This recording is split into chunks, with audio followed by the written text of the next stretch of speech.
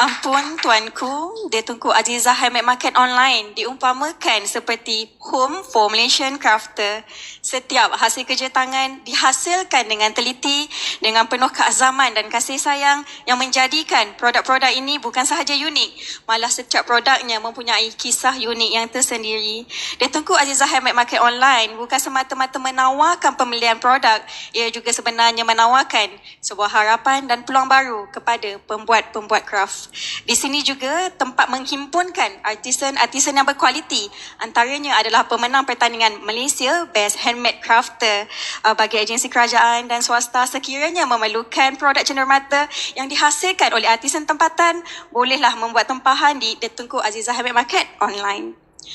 Ampun tuanku, Persatuan Seni Jahitan Kreatif Malaysia dengan kerjasama Sewing World Gallery telah menganjurkan pertandingan Malaysia Best Handmade Crafter yang bertujuan mengekalkan kreativiti dan daya saingan yang tinggi dalam pembuatan produk kraf.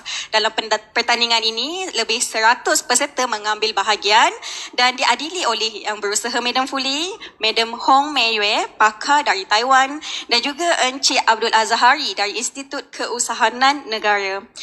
Pemenang pertandingan ini turut memenangi sebuah kedai online di Tunku Azizah Handmade Market.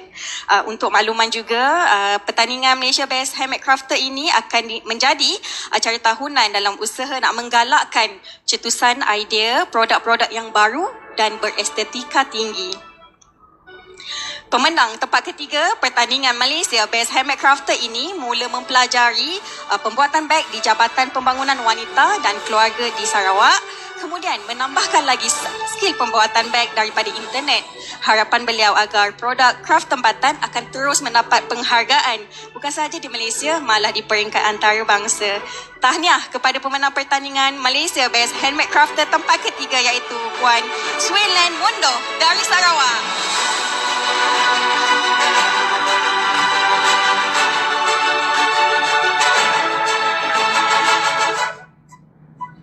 Pemenang tempat kedua pula merupakan bapa kepada 3 orang cahaya mata yang berasal daripada Terengganu. Beliau mula aktif dalam pembuatan replika sejak tahun 2016. Memandangkan sekarang banyak bangunan kedai lama telah diubah suai, maka beliau ingin mengembalikan kenangan dan pengetahuan kepada generasi akan datang. Majlis mengucapkan tahniah kepada pemenang pertandingan Malaysia Best Handmade Crafter tempat kedua iaitu Encik Muhammad Ihsan bin Muhammad Saidi dengan produknya Dia Roma Rumah Kedai.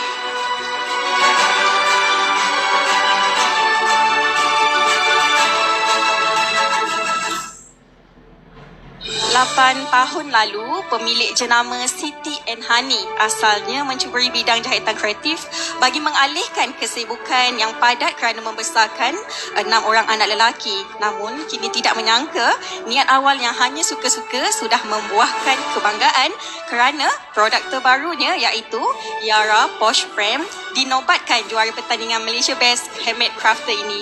Majlis mengucapkan tahniah kepada juara pertandingan Malaysia Best Handmade